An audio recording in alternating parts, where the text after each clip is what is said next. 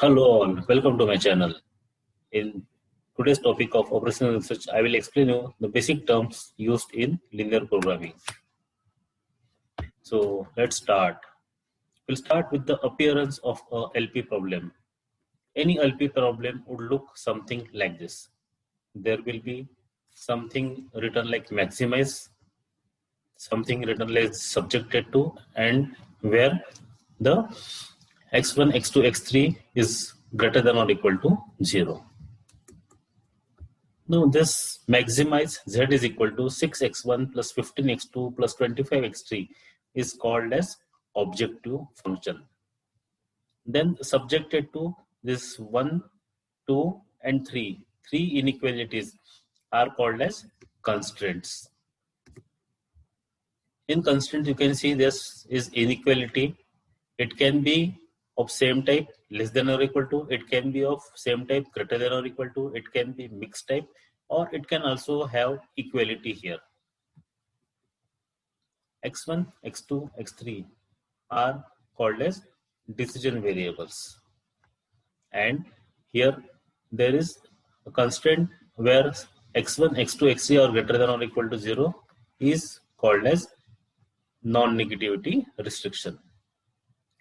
Now let's understand what this objective function, decision variable, constraint and non-negative restrictions means. We'll start with objective function. Objective function represents the criteria to be optimized and is expressed in terms of decision variables. So this objective function is expressed in terms of decision variables. And when it says maximize, so it says maximize to some criteria, and that criteria is to be optimized. The criteria to be optimized can be cost, profit, sales, quantity, and so on. For example, it can be to maximize the profit. Maximize profit is the objective function, or it can be to minimize the time required for production. So minimize time. This is called as objective function. Now, the objective function can be maximization or minimization type, as you have understood from these words. Here, z is equal to 6x1 plus 15x2 minus 25x3, which is represented by equation 1, is a maximization type of objective function. It has three decision variables, x1, x2, x3, and all these decision variables are positive. Whereas the coefficient of decision variables can have positive value as 16, 6 and 15, or it can have negative value as minus 25. Its three decision variable we have seen are x1, x2 and x3. We can see another objective function here, that is minimize z is equal to 22x1 minus 12x2. Here, the objective function is of minimization type.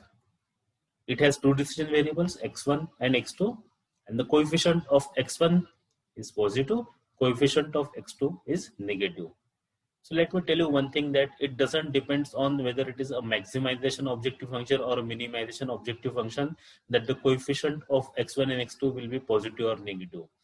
This can be negative or positive depending on how the constraints are and how the condition of the question is, or condition of the situation, how the situation is. Thus, the coefficient of decision variable can have positive or negative value. It is positive here, negative here. Both can be positive, both can be negative. It doesn't depend on whether it is maximization or minimization type. Next thing that we'll understand is decision variable. See, here we can see x1, x2, x3 are decision variables. So let us see what these decision variables are and what is its importance. Decision variables are those variables for which we solve the given linear programming problem. x1, x2, x3. We solve for x1, x2, x3 means we have to find the value of x1, x2, x3, or rather we are interested in finding the value of x1, x2 and x3. Now, what does this x1, x2, x3 means? It can be the number of chairs to be produced, number of tables to be produced. It can be number of personals to be recruited. It can represent the time for various activities. So these decision variables are important because this decision variable will give us the final solution to the LP problem. They are represented by x1, x2, x3, and so on. There can be two decision variable, there can be four decision variable, and so on. Now, a very important thing about decision variable is it should not be negative. It should be non-negative. That is, it should be positive. And this also means that it can be zero. It should be non-negative. Why? Why is this condition imposed? It's imposed because decision variable will give us the number of chairs that has to be produced. And can we produce -2 table or -2 chairs? No. Can we recruit -2 people? No, we cannot do that. That's why decision variable should always have positive or zero value. It can be zero because suppose we are recruiting 0 people or 0%, that is accepted, but -2% is not accepted. Then we'll see what these constraints are. Okay, the right hand side of all the constraint equations should be non-negative as in equation 3. So before that, let me tell you that this constraint is less than or equal to, this constraint is greater than or equal to, and this constraint is less than or equal to. So there can be any combination of this inequality sign or equality as well in the constraint. And the number of constraint may depend on the formulation of the question, can be 2, can be 3, can be 4, and so on. Now here the constraint is having some value at the right hand side, and that value should be positive. In case if the value is negative, as you can see here, then that value has to be made positive by multiplying the entire constraint by -1, which will also change the inequality sign. Now this is positive. Okay, why is this condition again that right hand side of the constraint should be positive? This is because this right hand side will give us the final answer, or it will give us the value of x1, x2, or x3. And if this value is negative, then the value of x1, x2, x3 could be negative. So in order to prevent getting the negative value of x1, x2, or x3, or to prevent getting the negative value of decision variable, we will choose this right hand side to be positive. So we will convert it into positive if it is given as negative. So that's what is written in this sentence. Then there is another term which is called as slack or surplus variable. So these are two variables which are used in a LP problem. These surplus or slack variables convert the given LP inequality problem into equalities. So whenever we get LP problem, it is having inequality, or it may have equality sign also, but we are here adding slack and surplus variable to convert inequality into equality. So how do we do that? And why do we do that? Because inequality would create difficulty in solving the problem. So we need problem which is having equality sign. How do we do that? We will either add or subtract this slack and surplus variable. And remember, the slack and surplus variables are dummy variables which will not at all yield any profit to the objective function. So they are added with 0 as coefficient in the objective function, while they are added as coefficient as 1 in the constraint. I'm repeating, it is added as 0 as the coefficient in the objective function, whereas it is added at as 1 as the coefficient in the constraint. This slack variable represents unused resources, and this surplus variable represents amount by which the solution value exceeds.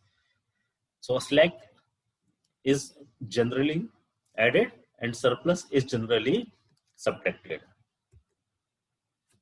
Now if you see here this equation, rather than inequality, now the left hand side value is less than right hand side value.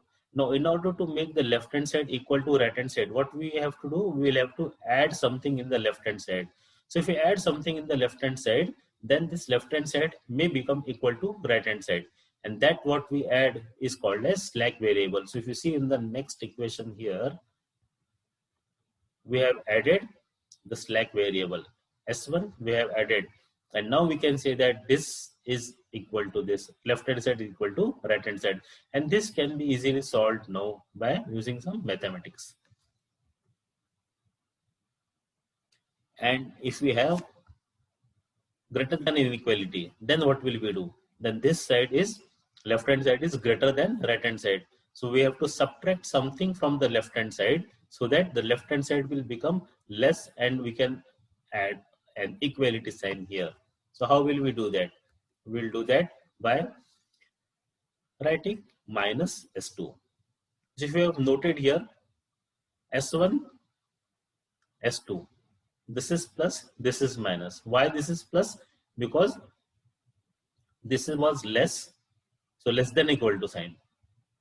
Less than equal to sign, so added.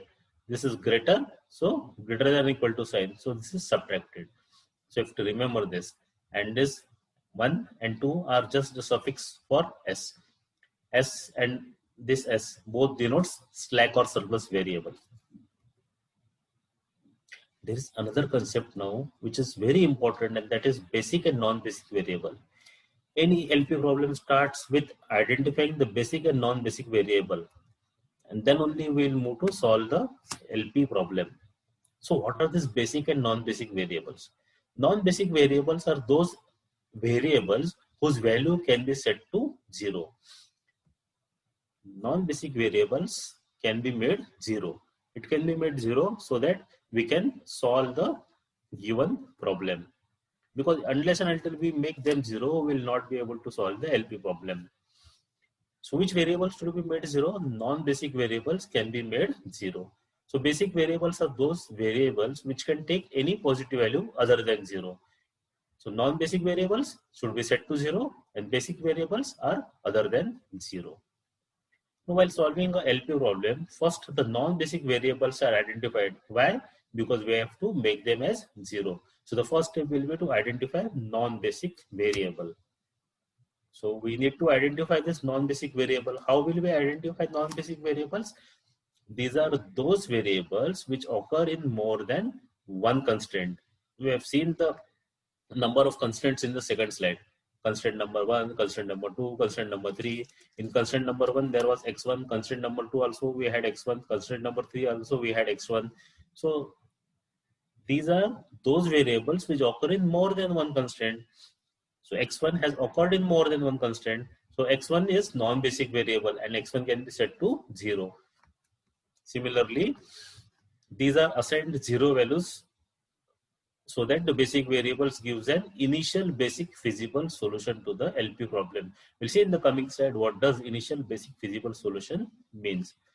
So from this slide, one thing that we have to understand is the first step is to identify non-basic variable and make it 0. How to identify non-basic variable? These are those variables which occur in more than one constraint. If the basic variable satisfies the non-negativity constraint of the LP model, the basic solution created by them is called a basic feasible solution. So we'll come to this. We'll understand what exactly this sentence means in the coming slide. Now, all the slack or surplus variables will be basic variable for the first iteration. Because when we start the iteration, when we start to solve the LP problem, we have S1, S2, S3, which appear only once in the equation. So all this S1, S2, S3 will become the basic variable, and they will not be set to 0. Everything other than S1, S2, S3 could be set to 0. Now, basic variables can be identified as those variables which appears in a single equation only. So as we have seen, non-basic variables are those variables which appear in more than one equation. So basic variables are those variables in an equation only. Apart from this basic and non-basic variables, we have to sometimes use artificial variable. So we'll have a little knowledge on what artificial variable is, and we will see the use of artificial variable when we'll solve the LP sum by simplex method. So this artificial variable is just a variable. It is just a value which is added in the question, which is added in the given question, so that the given question becomes in a form which is accepted, a form which can be used to solve.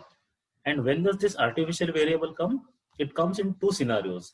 First scenario is if the constraint is greater than or equal to type. And the second scenario is when the constraint is equal to type. So when the constraint is less than or equal to type, then what we do? We write minus S2. So when we write minus S2, everything other than that is 0, and we get the value of S2 as negative. Now this value of S2 which is negative will give us the initial basic feasible solution as negative. And we have written in the non-negativity restriction that S1, S2, S3, whatever we are adding are also positive. So it violates that condition of S1, S2, S3 which is greater than or equal to 0. So we cannot stop just by adding the surplus variable. In that case, we have to add artificial variable. We'll see the proper use of artificial variable when we'll solve problem by using simplex method. So this condition gives us initial basic feasible solution as positive. By addition of artificial variable, we get positive initial basic feasible solution, and then we can start the iterations. I already told you that it has no meaning in physical sense. These are just variables which we have added, and since we have added, we will get rid of those variables which we don't want, and they are called as they are used only to get the initial basic feasible solution.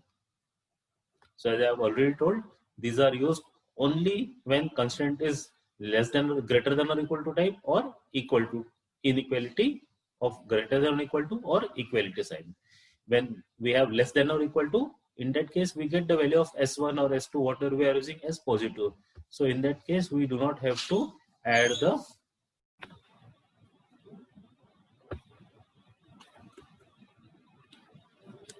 types of solutions. There are different types of solutions that can be obtained when we solve a linear programming problem. The first type of solution that can be obtained is a feasible solution. What does a feasible solution means? You consider a problem. This is a problem which is given to us, and it has 1, 2, and 3 constraints. One is non-negativity constraint, and this is the objective function. Now, any solution of this LP problem which satisfies the second, third, and fourth equation as well as the fifth equation can be called as a feasible solution. Let's just say, for example, if I say x1 is equal to 1 and x2 is equal to 0, this is a feasible solution. How? Let us see, check it here. X1 is equal to 1, x2 is equal to 0. So 1 plus 0 is 1, 1 is less than or equal to 8. Similarly, x1 is 1, x2 is 1, 1 plus 1 is, x2 is 0, 1 plus 0 is 1, which is less than or equal to 6. Then x1 is 1 and x2 is 0. 1 minus 0 is 1, and which is less than or equal to 2. Also, it satisfies the non-negativity constraint. That's why we can say that x1 is equal to 1 and x2 is equal to 0 is a feasible solution. We'll see one more. X1 is equal to 2 and x2 is equal to 3. Say for example here, this is 2 and this is 3 plus 2, 6, 6 plus 2, 8, which is less than or equal to 8, or we can say it is equal to 8. Similarly, 2 plus 3 is 5 is less than or equal to 6, and 2 minus 3, 2 minus 3, that is minus 1. Minus 1 is less than or equal to 2. And also x1 and x2 both are greater than or equal to 0. So we can say that this is also a feasible solution to the LP problem. So like this, there can be more feasible solution to the LP problem. Now the next here is basic solution. So consider this LP problem. Now what is basic solution? So in order to understand what is basic solution, we'll add slack variables here to this constraint and this constraint, so that we get x1 plus 2x2 less than or equal to 8 is x1 plus 2x2 plus s1 is equal to 8, and x1 minus x2 is less than or equal to 2, as x1 minus x2 plus s2 is equal to 2. And we say here that x1, x2, s1, s2 all are greater than or equal to 0. Now, how many variables are there? There are 4 variables, x1, x2, s1, s2. How many equations are there? 1, and this second, 2 equations. So how many basic variables would be there? There would be n minus m basic variables. N is 4, m is 2, so 4 minus 2 is 2 basic variables. So we'll have 2 basic variables in this, out of these 4 variables, and we will get NCM, that is 4C2 equal to 6 solutions for this LP problem. Now these 6 solutions will be basic solutions. We'll check one by one. Let us first consider that x1 and x2 are non-basic variable. So if x1 and x2 are non-basic variable, we have to take them as 0. So which are the basic variable now? S1 and S2. So if you substitute x1 and x2 is equal to 0 in this first and second equation, we will get the value of s1 and s2 as 8 and 2 respectively. In second case, we'll consider x1 and s1 as non-basic variable. So we'll get x2 and s2 as 4 and 6 because these are basic variables. Then we'll consider x1 and s2 as non-basic variable. We'll put them to 0. So we are left with x2 and s1 as the basic variable, which will give us the value of x2 as -2 and s1 as 12, and so on. So we are getting 6 basic solutions. So 1, 2, 3, 4, 5, and last is 6. Which is the 6th solution? S1 0, S2 0, X1 0, and X2 0. So all these solutions that we have obtained are obtained by putting the non-basic variables at 0. So these solutions can be called as basic solution. So what it says, any solution obtained by setting the n minus m variables to 0. N minus m variables to 0, that is 2 variables to 0. So any solution obtained by setting 2 variables to 0, 2 variables to 0, and solving for the remaining variables. We solved here for S1 and S2. And this solution which is obtained is called as basic solution. Now comes another term which is basic feasible solution. So we are again into the same problem, and in this problem the values which we have obtained here are this same problem which we saw in the earlier slide. Now out of this 6 basic solution, this one, that is x2 is equal to -2, s1 is equal to 12, x1 is equal to 0, s2 is equal to 0. This one, and this x2 is equal to s1 is equal to 0, and x1 is equal to 8, and s2 is equal to -6 are not basic feasible solution. Any guesses? Yes, you have guessed it correctly, because S1, S2 or X1, X2 should be greater than or equal to 0, and here we are getting it as -6 and -2. That's why these two cannot be the basic feasible solution. So which are the basic feasible solution here? First one, second one, fifth one, and the 6th one. So this is the basic feasible solution, and it defines like this, a basic solution. So this was earlier a basic solution. What is basic solution? Try to remember, basic solution is a solution which is obtained by putting the non-basic variable to 0 and solving for the remaining basic variables. So this is the basic solution which is obtained by putting the non-basic variable to 0 and solving for basic variable. And if it satisfies the non-negativity constraint like 1, 2, 5, and 6, then it is called as a basic feasible solution. There is one more solution here which is called as optimal basic feasible solution. So what is this optimal basic feasible solution? So consider this problem again. In this problem, now I have removed the solutions which are not basic feasible solutions. So we are left only with 4 basic feasible solutions. Now out of this 4 basic feasible solution, we have 0, 12, 6, and 20 as value of z. When we get this value of z, when we substitute the value of x1 and x2 from here in this objective function, we get this values of z. Now out of this values of z, which value of z we are interested in? Since it is a maximization sum, we are interested in the maximum value of z, and that is 20. And when it's obtained, it is obtained when x1 is equal to 4 and x2 is equal to 2. So such a solution which gives the optimal value of objective function is called as optimal feasible solution, or sometimes it is called as optimal solution only. And we solve a problem, we solve a LP problem to get the optimal solution. Now if you see in this case, suppose x1 is the number of tables to be produced and x2 is the number of chairs to be produced. Now depending on the restriction of the factory or the setup, we can say that 1x1 plus 2x2 should be less than or equal to 8, and x1 minus s2 should be less than or equal to 2. This can be restriction of machines, this can be restriction of manpower, anything.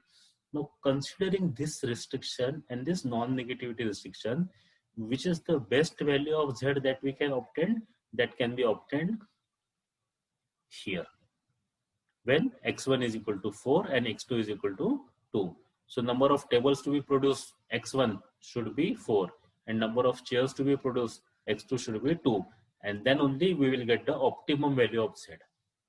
Optimum value of z. Here we can see s2 is also there, but s2 contributes nothing to the objective function. We will write here 0 s2.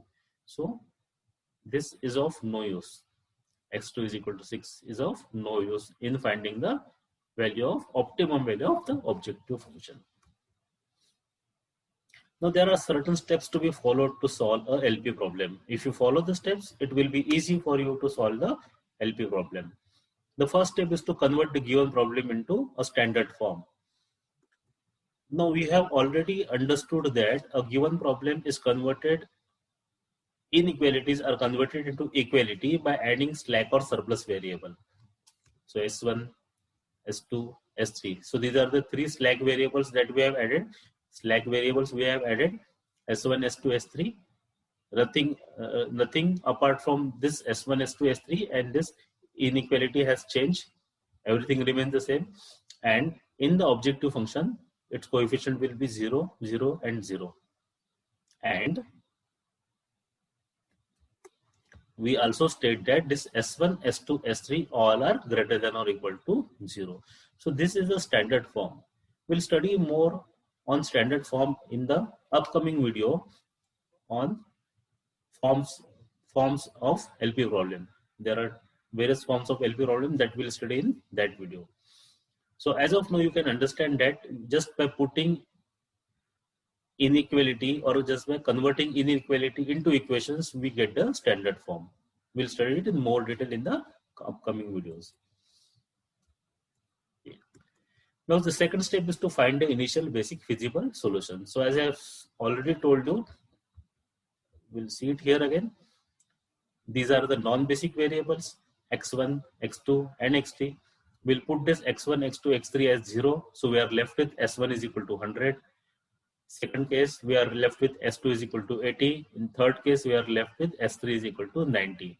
So this is our initial basic feasible solution, which gives us the value of S1 as 100, S2 as 80, S3 as 90. And how we have obtained this value? We have obtained this value from the basic variable S1, S2, S3, and they are putting the non-basic variable X1, X2, X3 as 0. So the initial basic feasible solution is obtained here as S100, S2 80, and S3 is 90. So S1, S2, S3 are basic, and X1, X2, X3 are non-basic. Then the third step is to perform the optimality test. Now, in order to understand this optimality test, we need a matrix, something like this, a box, and in the box there will be a matrix, and in the matrix we will perform some operation which we'll see in the steps, which we'll see in the solution to the LP problem video. And then finally we'll iterate towards optimal solution. We try to get the optimal solution. Just to explain you how to get optimal solution, here. Is 0 the optimal solution? No. Can we get a better solution than 0? Yes. Which is it? It is 6. Okay, 6 is a better solution. Can we get any better solution than 6? Yes, we are getting a better solution, which is 12. Okay. So is there any better solution than 12? Yes, we have 20 as the better solution than 12. So slowly, what are we doing? In every step, we are moving towards the optimality. So that is what is the fourth step. What is the fourth step? So in every third step is to perform optimality test. So every time we will perform optimality test, and here we can say we are iterating towards the optimal solution. Then there are types of solution to LP problem. What are the various types of solution? It can be optimal, basic, feasible solution, or optimal solution, as we have just understood. It can be multiple optimal solution. We'll understand this properly in a graphical method. What is multiple optimal solution? And I also have one video on multiple optimal solution to the LP problem by simplex method. Then there will be infeasible solution also. The solution which is not feasible. It is not feasible because of number one, non-negativity restriction. Number two, the constraints are not satisfied, because of which it can be infeasible. And finally, we can have unbounded solution. Unbounded solution means it has no boundary. There is no binding to the solution. It can increase or decrease like anything. So it is called as unbounded solution. So all these four types of solution will be easily understood when we see the graphical method of linear programming problem. And there are various techniques, out of which these techniques we are going to see one by one. Simplex method, it can be a maximization or minimization type. Then artificial variable technique, where we have BigM method and two-phase method.